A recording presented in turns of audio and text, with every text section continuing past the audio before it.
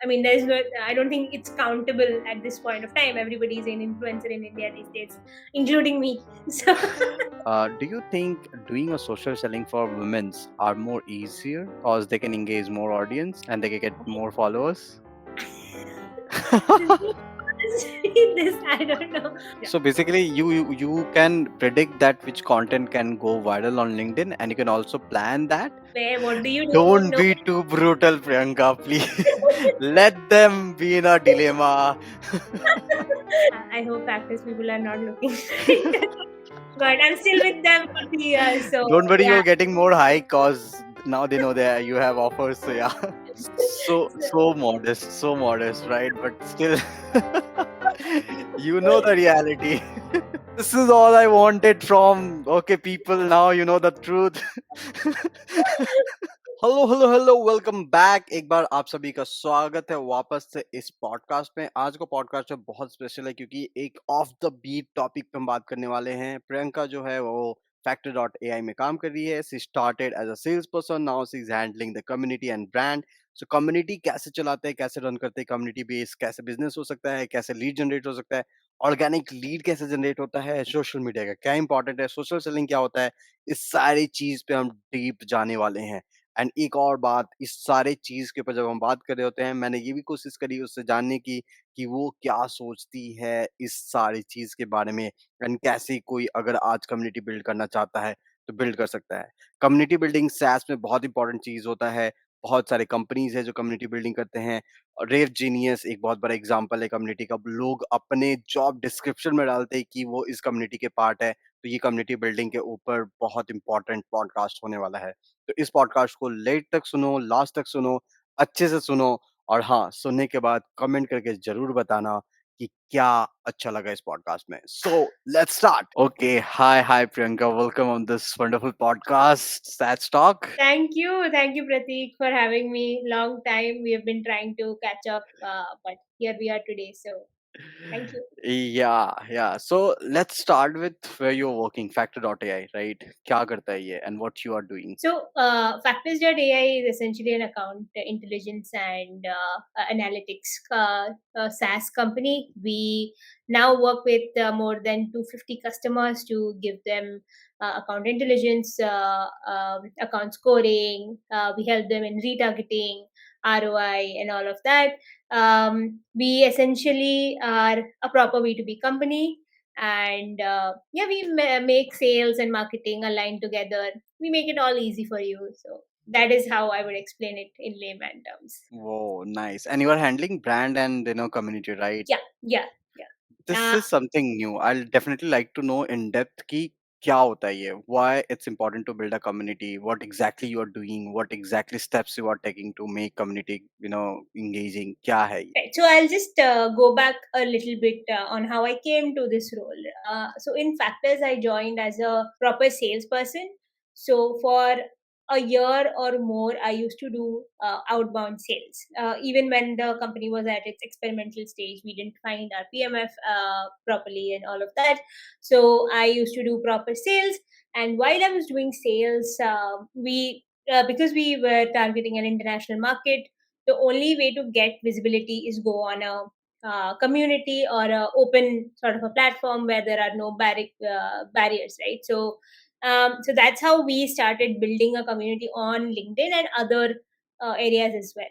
So that is how I started doing organic community building on LinkedIn, and so did some of our company members. So after a point, we that community building became a source of revenue for us. You know how paid is a source of revenue for people, how outbound is a source of revenue for people. Organic social became a revenue generation channel for us.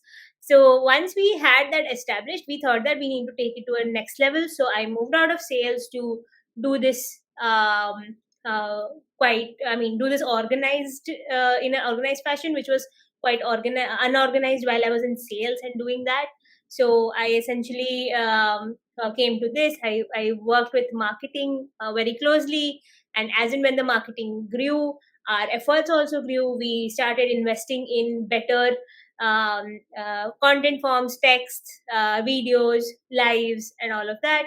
So that itself has a compound effect uh, uh, on our revenue channels. So yeah, that is what is the necessity of a community, right? It's not how when people talk about community, usually their mind goes to, it's a closed community, it's a Slack channel or it's a WhatsApp channel. But a community can be everywhere else on LinkedIn, right? So that is how we found each other, and that's why we are on this podcast. So yeah, that's how it built. Whether or not people buy from you at that particular time, but they'll always remember you. And it is much more cheaper than paid, much more cheaper than outbound. You do not have to invest on any tool, anything. It's essentially 100% ROI. So yeah, that is how it how that is how I see it. That is what I would call community building and brand building. Yeah, so I'd like to go depth in this, right, Priyanka? So if any company wanted to build a community, right, as you Hmm. mentioned, it's a cheaper than any other source of marketing, right? And it's also create a brand and trust values for the companies. So if anyone wanted to start a community, build a community, where they should invest and what will be the process? So to build a community, I would say that first of all, you would need a bunch of people who also share the same vision with you. To be very honest, uh, the main point of having a community is you're always available for each other, right?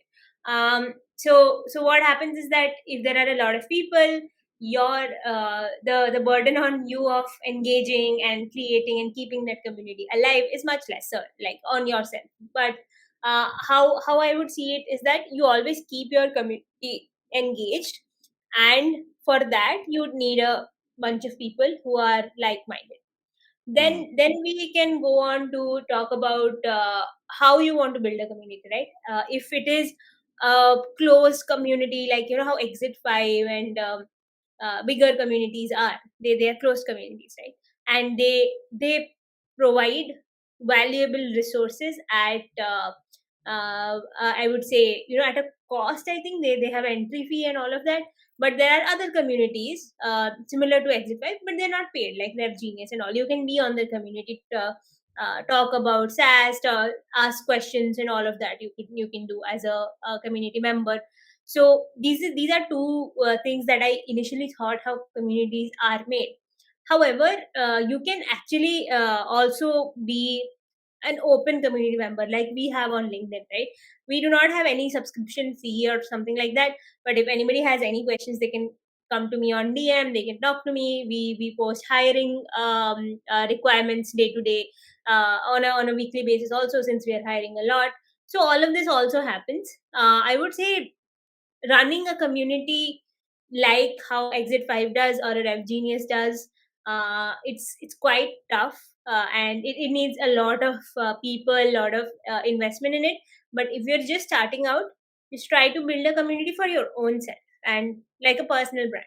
And then you go on to, if you think that your value is much more than being free, so you need to go to, sort of an Exit 5 sort of a model. So yeah. Again, you also mentioned about this was the resource for the Factor.ai, right? Kind of revenue resource, right? How that happened? What was the percentage or maybe ticket size you were getting, and how you were getting? Was it kind of lead generation factor, or people wanted to wanted to pay for being in a community? What was there? No, so community, like I said, there's no Slack group or a paid group for us. The community that I am talking about is purely open in the public, Okay. on LinkedIn, right? So essentially, how I would like to tell you is that, so again, going back a little bit when we were doing sales, people used to like, because we were a very new company, right? How would anybody know us if we do not have a presence on a public platform? So it's also building brand and also building trust at the same time. So what we used to do is we used to send the email. We also used to connect with them on LinkedIn. We used to post very regularly, try to catch attention here and there with funny posts and all of that. it was not just me. I would say it was Shri also, who's our co-founder, and two three of our salespeople on our early days. So by then we did not really measure how this happened, right? So, but once we thought that, oh, this is an anecdotally, of course, a lot of anecdotes. So anecdotally, we just happened to know that, oh, this is a channel that really works for us. And people do mention that, on sales calls, when you ask that, where did you find us, they tell that we found you on LinkedIn, and you guys post really good content. So we thought that, okay, so this is something that we have to see as a channel to scale.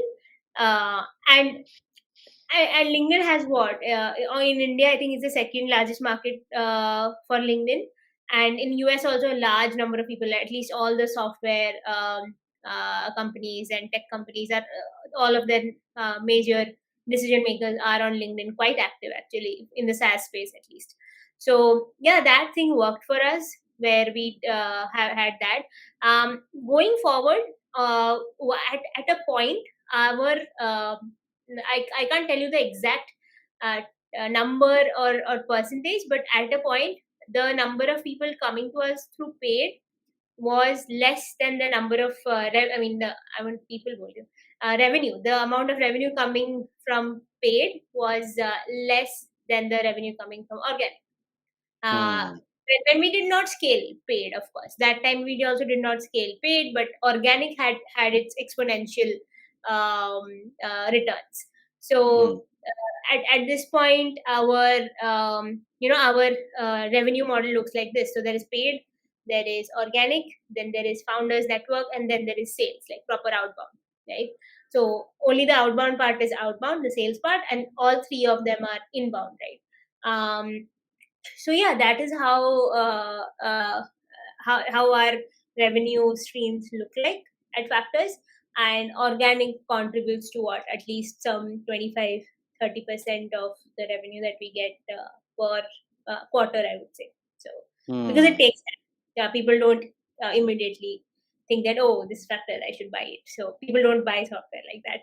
So yeah, that's the thing. One more thing I would like to add is that, one thing that really worked for us was we were selling to marketers, revenue ops people, and sales people.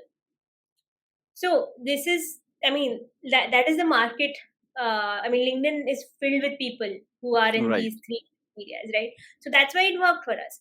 But if you are a sort of, for example, if you're a security selling company, like a, how would I say, like a Sprinto or a something like that, right? They sell to technicians, like technical people. They are not very Active on LinkedIn. Yeah. active, right? So it's just happened that we were selling to marketers. They are themselves very active on LinkedIn, and they happen to be in our connections and all of that. So yeah, that is how we scaled essentially. Yeah, and that's true. That's true that organic is way much harder, but it's a long term effect, right? It's a kind of compound interest which you will get in future, and that's happens, right? One more thing, Priyanka, I like about you that you are doing live on a weekly basis, I guess, right? And you are the only connection I have who does this much of live. I don't know why, right? People are not using LinkedIn Live. That I think that is not as mature as other platforms like maybe Instagram or YouTube, something like that. But you are at a very good stage and you are doing great, right? So why you wanted to why you were not posting videos? Why you were not posting recorded content? Why you are doing live? What's the importance of doing live on LinkedIn? Yeah, I think live, actually I do it like twice a month. Every week I don't have that much bandwidth to do it, But but still, it's a good number. Twice a month, and like it's a good number. I tried yeah. live for the first time on LinkedIn, and engagement was very less. I guess 10 or 20 people engaged on that. So yeah. Oh, oh, don't worry about engagement. Like, the first time I did the live, I don't think even my company people watched it. So it's fine. That it just keeps on happening. I honestly, I mean, I'll just cover this engagement part and then I'll go to your actual question. So, I have never been an engagement freak. Uh, Hmm. I mean, I do post funny things here and there. That's just how my personality is, but not an engagement freak at all, because I think those are vanity metrics.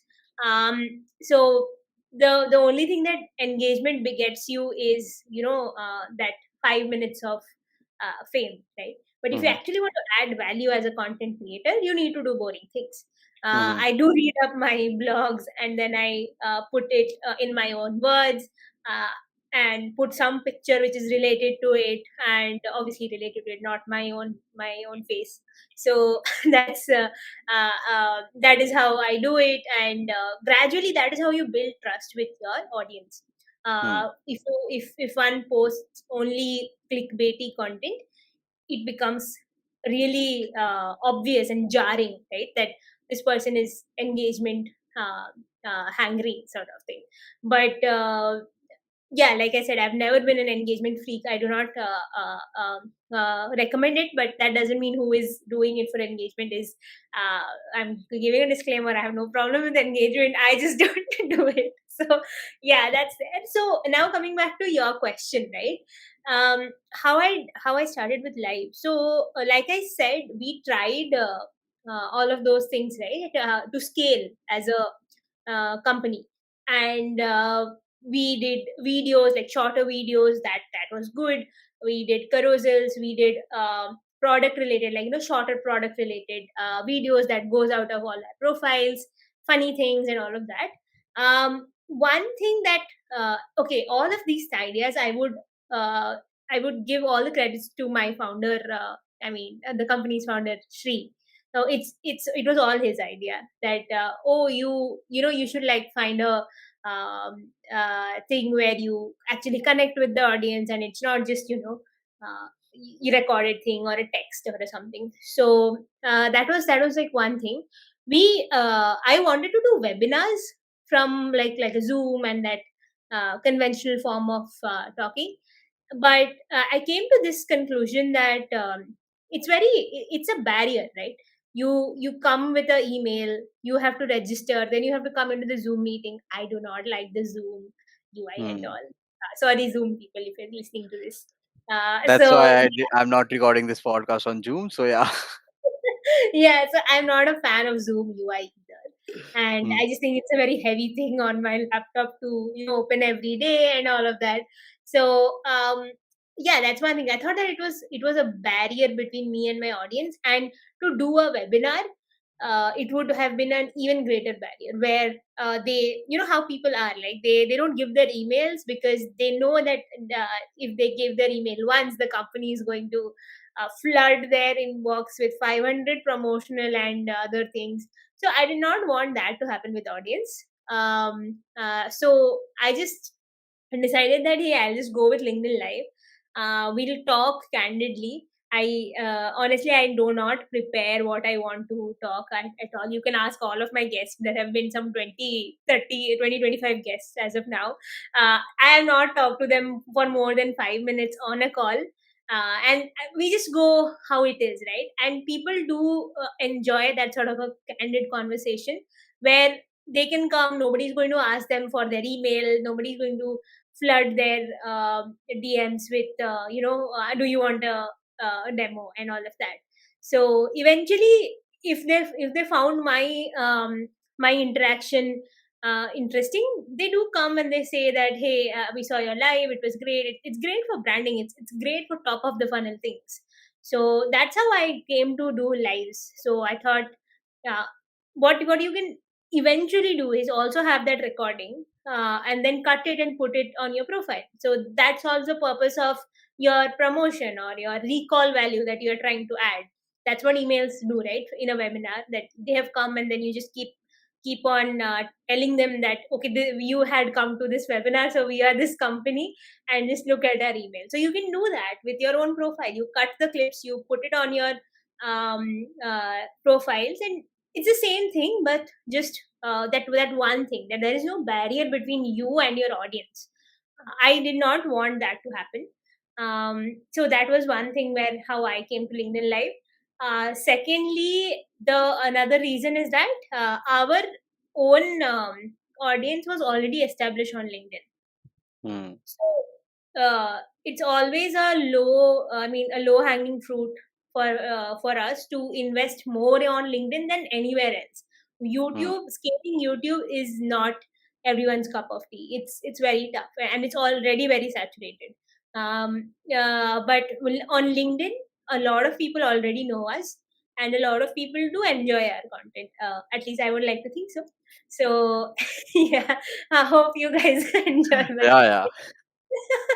so that's how we came to the notion that we'll do the LinkedIn live.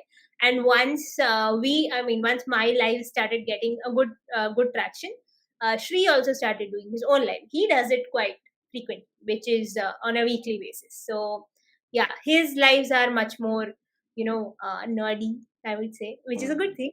My lives are quite candid and casual, but still there is like something for everybody to learn. So everybody please come and listen to my life. Okay, let's move to the next part, Priyanka. Which is a social selling, right? And I've seen that you are posting so many content. Everything is happening. People are engaging. All those things happening, right? Uh, how to choose a correct platform for social selling, right? There's Instagram, there's YouTube, there's a LinkedIn. uh, there are other social platforms also there, right? You are also targeting US market, right? So there must be TikTok also there, because lots of people are there, sales people are there on TikTok, right? So how to choose correct platform, how to post content, and what content you should post, that is the most important thing. People are not able to understand that what content they should put and what kind of content they can write. Right. So coming to your first question, where talk about how what platform to go to, right? Right.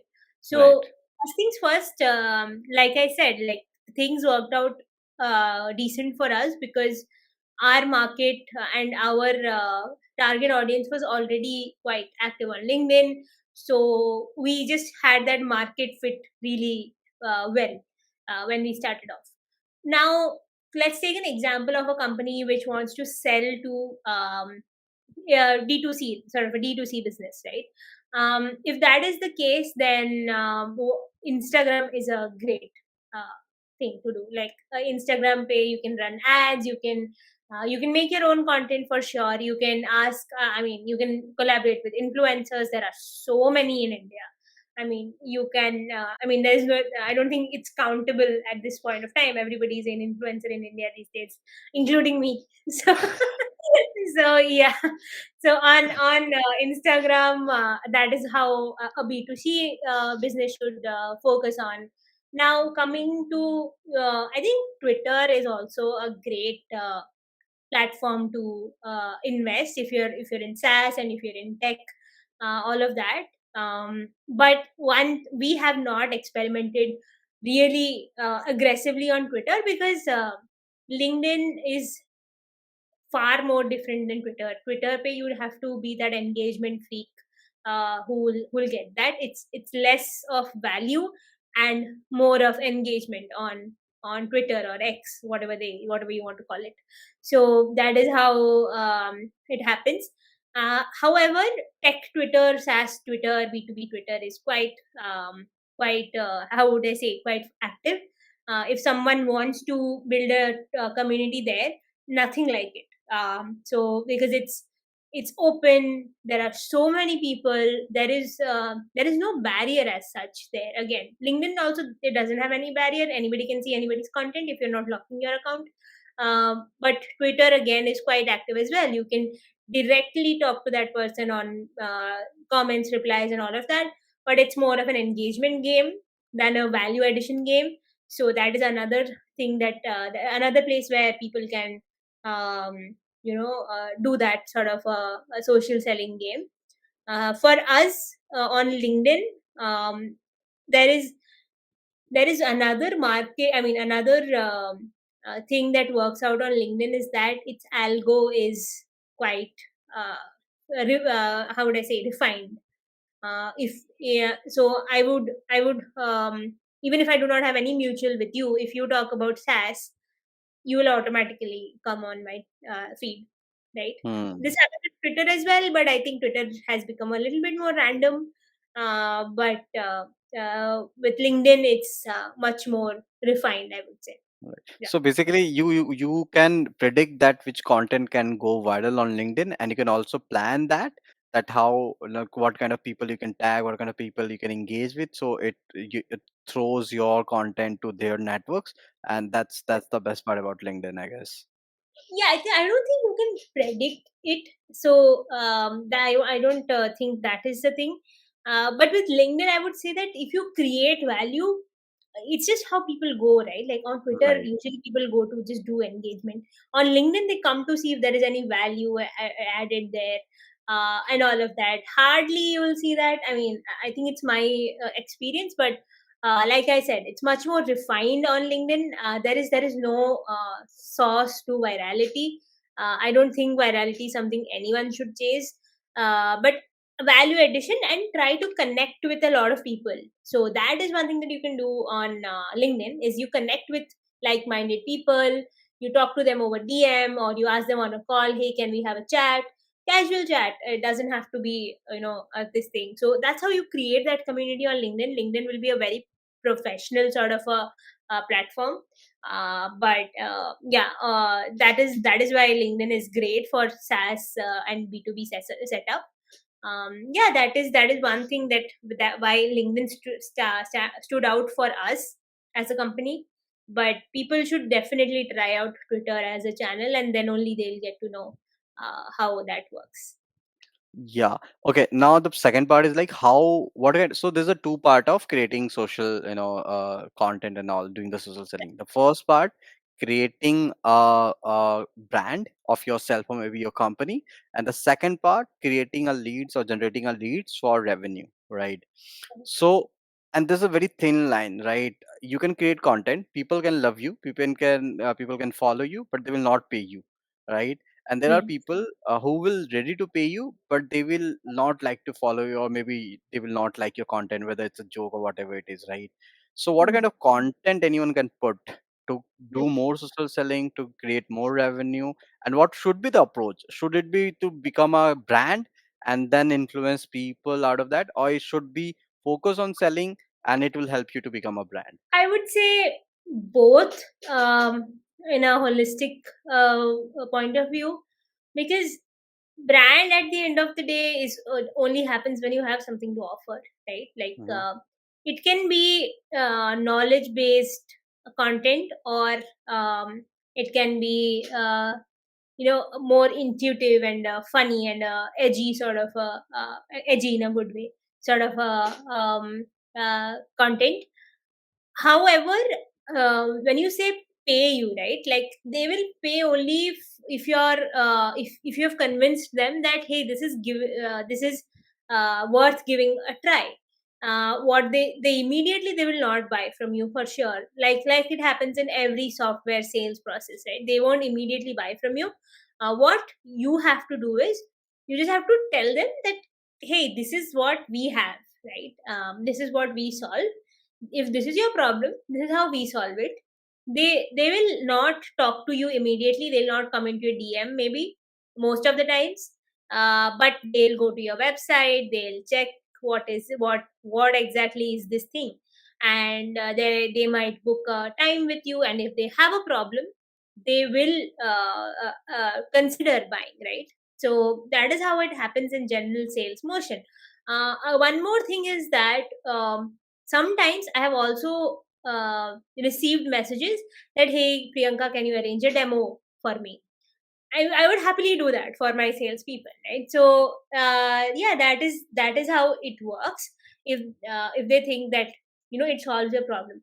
And now coming to how will you portray that, I'll just give an example through a text sort of a post, right? They don't care about your product. Nobody cares about you or your company or your product. Where what do you do? Don't No. be too brutal, Priyanka, please. Let them be in a dilemma. No, it's true. It's I mean, I know it's brutal, but it is what it is. Like in every social media platform, or at least in even if you take something like public speaking, right? They don't care who you are or who what your company does, what your product does. If your if your content is actually telling that this is the problem, this is how we solve it. And the only nut you have to crack here is the problem statement. If the problem statement is relevant, they'll come to you. If you talk about your product day and night, it's not going to happen. What like I'll tell you one example of how we do it at Factors. So we are LinkedIn marketing partners. So we are a measurement and measurement partners with LinkedIn. We essentially what we do is, um, we get access to their campaign manager, and as a company, you can do account based retargeting also. You can see accounts which have just viewed your LinkedIn ads, and all of those stuff you can do. Now now I mean, as a person who's trying to who's a performance marketer, and I am just looking at this thing where I've just written that, oh, this is what Factors does with LinkedIn. They'll be like, okay, what am I supposed to do with it? Like, right? Uh, but if I go back and I tell them that, uh, um, I would not use very technical terms, but the problem is that you can do retargeting within LinkedIn also, through LinkedIn Pixel. That is what they call it. Um, but if you do not say what is the problem with LinkedIn Pixel and how you help as a account based retargeter, they'll be like, "Yeah, so what? I can do retargeting with LinkedIn Pixel as well. What is the value addition that Factors is doing, right?" So you have to show that this is the problem with LinkedIn Pixel retargeting, and this is how we solve it. So what I do is that I write a series of posts where I talk about the limitation. Then I also talk about how LinkedIn account based retargeting helps. One thing that I noticed is that people do read, right? Like, okay, if you have I have some 12K subscribers. Sorry, subscribers, follow Follow. connections. I would say, yeah. Sorry, not even followers. I don't use that word. I think everybody's my friend and they're my connections. So modest, right? But still, you know the reality. I don't think anybody follows me for I don't know. I'm not sort of a that sort of a the content creator, but yeah, But I'll दिल just में तो रात में like I got the 12,000 numbers और किसके पास है shit man I did it I achieved it. We no, all no. do, right? In India, 12K is nothing a big number because of the It volume of people is. we have. Yeah, but It I know. is. But I mean, thanks to everybody who has sent me a connection request. So yeah, I was just giving an example. Okay, so there's something called audience segmentation. Okay, within LinkedIn Pixel. So LinkedIn Pixel's audience segmentation, they affect audience quality and personalization. While LinkedIn Pixel works great in isolation, the large audience is desirable, and targeting only sales ready accounts is crucial for a performance marketer. But pixel segmentation is primarily based on page views, and it just does not have that granularity, right? Filtering options for geography, industry, size, engagement levels, all of them are, are quite limited. So now, how account based retargeting helps, which we do at Factors, we offer granular segmentation, right, from our own product, and then we push it to LinkedIn, right? You can do it through country, city, industry, size, all of them, right? So look at it. Look at how your ICP is. Your ICP is your website traffic sort of a thing, then your ICP on your website, and then your sales ready account, right? Only if you target that sales ready account. And how do you do that? We score that inside our own product, right? They have come to your website, they have seen your blog, they have gone through your pricing, intent based activities basically for an account. So yeah, all of those things. So had I only gone and said that, oh, this is what account based targeting does, nobody would have read it. But I'll say that, okay, LinkedIn Pixel is great in isolation, but this is a fault line that LinkedIn based pixel based retargeting has. So this is just a example of how they do it. So yeah. Too much depth knowledge. Oh, that's nice. What do you enjoy most? being a sales guy or being a, like lead generation or community manager? What do you like most? Because you was into sales, right? Yeah. I think okay. Now that I think everybody knows that I talk a lot, so I'll have a story to tell now as well. So with sales, right? I really enjoyed sales until I got a lot of demos. Hmm. So it's great. You get to know so many people. It's a great way to network. Most of my friends came like how you said, right, the people we were talking about earlier, they all came through when I was in sales. Hmm. All of my connections came through when I was in sales. When I'm doing marketing, they are the ones who I leverage as a friend. But marketing way, I have made lesser friends than I was when I was in sales, right? And Hmm. that's how sales as a segment is. So I would say that that is a great way to network, to grow as a person. Very rewarding actually. So that is the one thing, like high reward and low sort of a thing as well. So as an individual, sales teaches you a lot. Now with marketing, the thing is, I'm sort of a creative person. I would like to think of myself that way, and I'm good at I mean, I don't know if I'm good at, but I'm a communicative sort of a person. I'm not very introvert. I'm quite outgoing, so that is something that goes with my personality as well. From If I had to choose, I would never choose anything particular, but marketing is something that attracts me more than sales, precisely because it's how I am as a person. It's a natural fit for me. Otherwise, I think work wise, both of them have been quite rewarding. And I feel if you see the successful salespeople are Yeah, those who are into marketing, who was capable of market themselves, and that's why these people are successful salespeople, right? And that's a very unique combo. correct. See, I told you, right, when I was starting out, that when we were doing sales, the we were also doing marketing when we were writing on LinkedIn, Hmm. when we had zero paid efforts, when we had zero organic like blogs and all of those efforts. Uh, our only channel was that, and Hmm. yeah, we were doing marketing as well as sales, right? So sales is a sort of a marketing thing where you're just very close to the customer.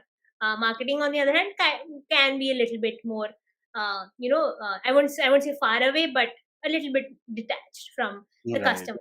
One more thing is that this is what we discuss as a company, and as something that even our founders believe in. I think is that one should definitely do sales in their life if they want to grow in this GTM segment, right? Sales and customer success. These two things teach you about the product like nothing else. Hmm. You know what the problem statement was of a customer.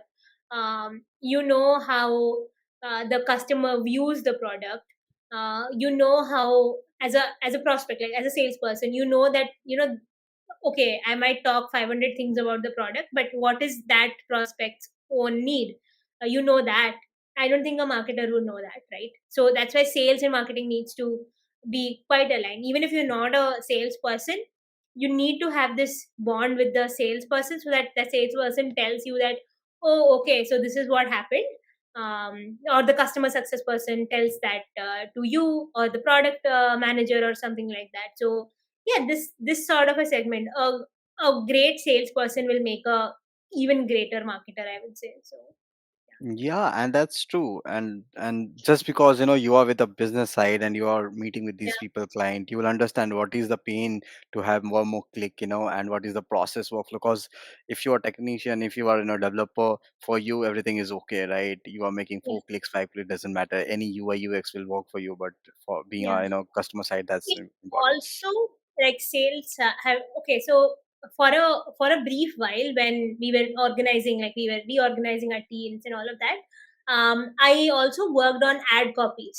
And I worked very closely with design. I used to work with product video. I still work on product videos and all of that here and there. So all of those things I used to do. One thing that I noticed is that writing punchlines, like not exactly punchlines in comedy terms, but writing catchy lines and making catchy copies again came from a sales mindset, right? Like where, oh, you know that this person is going to Even for a email subject line, that's also, yeah, I mean, at the end of the day, for a email subject line or a one liner ad copy that you see on your LinkedIn feed or something, this comes from a sales perspective. Like, I don't think marketers can write it by themselves if they do not sit with a salesperson and ask them that, oh, what did this prospect actually thought about the product, what was their problem statement. At the end of the day, you are trying to catch eyeballs, right? So yeah, that is sort of a thing that I think sales and marketing do align. So yes. another thing that I would like to attribute is patience. Hmm. um, oh god, I don't think I mean, some salespeople have crazy patience. um, Hmm. Another life skill to have, and generally even as a marketer, that is something that I learned from during my sales days, how to approach things when they are not going your way. uh, yeah, that is one thing. And actually, even our customer success people, right, who work alongside our clients, they work very closely with marketing, sales, product. So these, it's sort of a triangular thing. The entire GTM process, product, sales, product, and CS, I would say, on a similar bracket, because they come under a same thing. Like the feedback loop is very close in product and sales. Sorry, product and customer success, and then there is sales and there is marketing, right? That feedback loop has to be uh, great between all the three segments.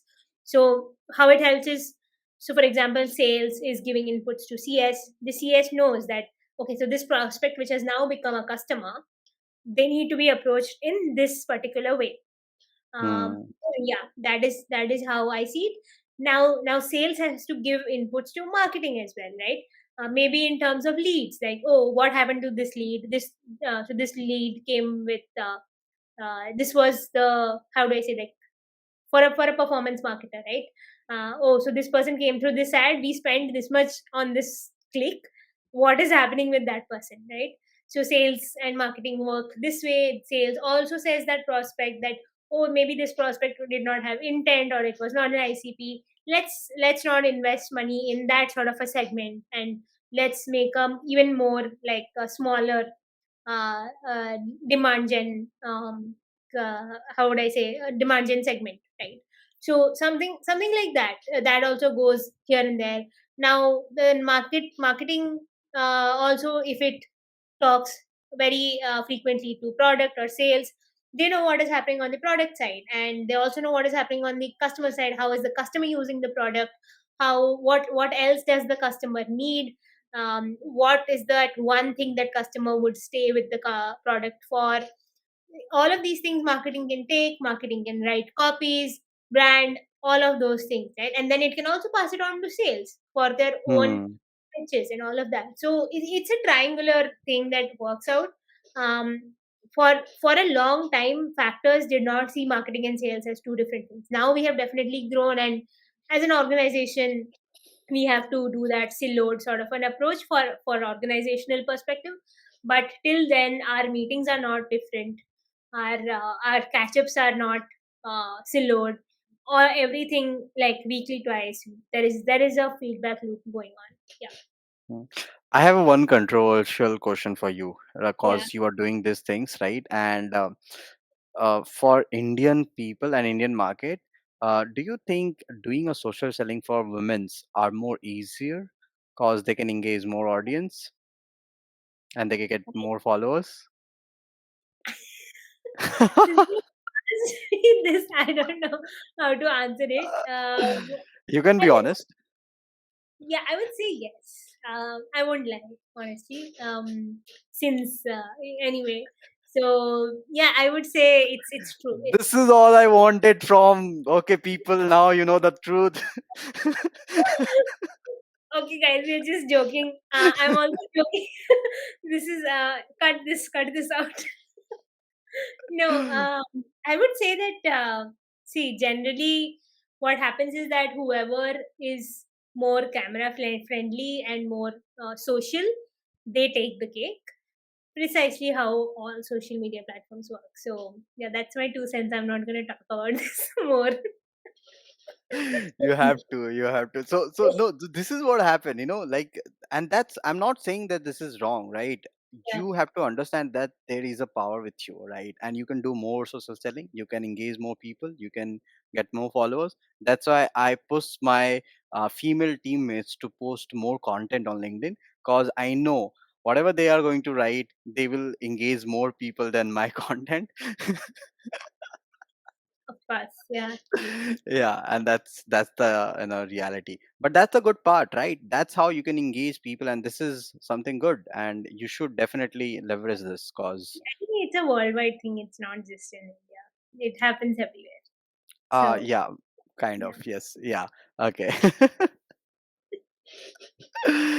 Yeah, okay, Priyanka, I you have also worked in RevOps, right? What is that? I don't know, Yeah. like, what is the exact things you guys are doing in that? How any can, cause anyone can become SDR, AE, BDR, all those stuff.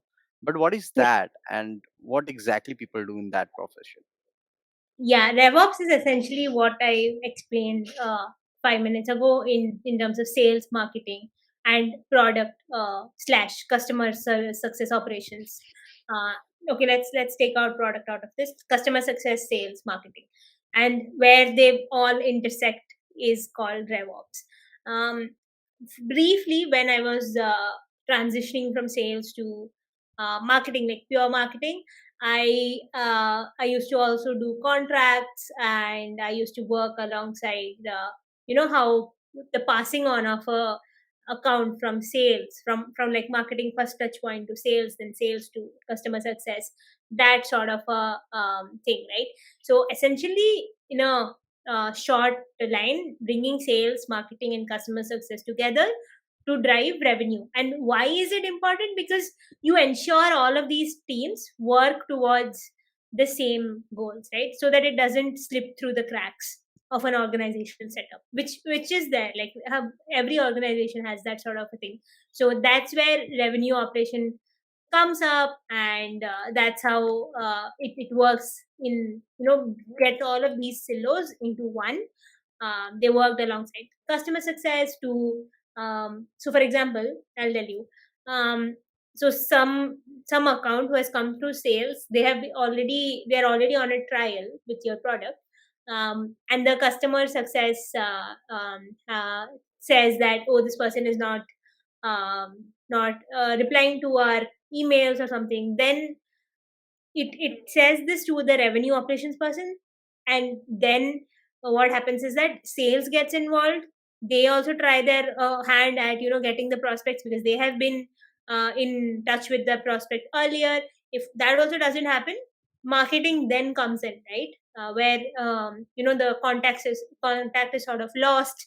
It's a lost account, but you have to retarget them with your, because they were already interested, right? Maybe they have forgotten about your product for whatever reasons, or they might have gotten busy with something, but that doesn't mean you totally let go of that account if it was a high intent account.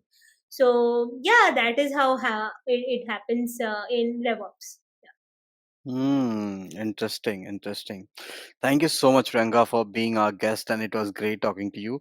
कुछ final verdict बोलना है जनता को तो it's totally yours. So yeah. I don't know what should be the verdict about. Give me some You context. so you can say कि प्रतीक बहुत अच्छा content create करता है and people can subscribe the channel. Of course, yeah, this is so given without saying. Yeah, one thing I would say is that whether or not you want to become a marketer or whatever is your profession, right? Try to be on the internet. Like it's a slippery slope, I would say, where you sort of get into this, you know, क्या बोलते हैं हवा बोलते हैं ना, that echo chamber of Right. people like in a box, and you think that, but that's not true actually. Yeah, and try to be a much more social person, whatever is your profession or what you want to do in life. Having a brand for yourself actually does help, right? Sure, I do it as a employee of Factors, but this will also help me in the long run. That is the one thing that I would like to say. It's always great to have a personal brand. It gets easier for you to, not you don't look for jobs. Honestly, jobs come to you. I can actually say it with a lot of confidence. I hope Practice people are not looking but I'm still with them for 3 years, so Don't worry, yeah. you're getting more high cause now they know that you have offers. So yeah. I wish, but yeah, I mean, I think they know already. But so yeah, that is one thing where you actually do not have to beat yourself up to find a job next time you want to find a job, because already people know you, right? Like, you are this person, you have done all of these things. You will be I mean, look at it in a comparative sense. You will be at a you will have a competitive advantage over anybody who's applying through a resume and all of that conventional method, right? So yeah, you having that personal brand gives you that sort of a edge over everybody there. People know you. Whenever you go to events, they know you. I'll give a very small example. So Saster is a big event, right? In the SaaS space, people know us sitting half sitting miles away in San Francisco in California, which is like almost half the world from India. So they know us. Like, how do they know us? Because we were always on LinkedIn. We have been talking to them virtually, and when Shri goes as a representative of Factors, people know Factors and people know Shri and all of that, right? So yeah, it's not just an echo chamber. The virtual presence will translate into tangible friendships as well. Like, I have had so many friends across the world, just because I was active on LinkedIn. Yeah, that is my 2 cents. Like, try to be active on it. I understand it doesn't come naturally to a lot of people. That's how personalities are. But yeah, my recommendation would be to try to be I mean, try to have your own personal brand, whether it is LinkedIn, Twitter, Instagram, whatever is your forte. So Yes, thank you so much, Priyanka. Thank you so much for your wonderful time, and we're looking forward to have you once again after certain time. But yeah, tab hum yeah, then so that you can ask me more controversial questions and yes, yes, for sure, for sure.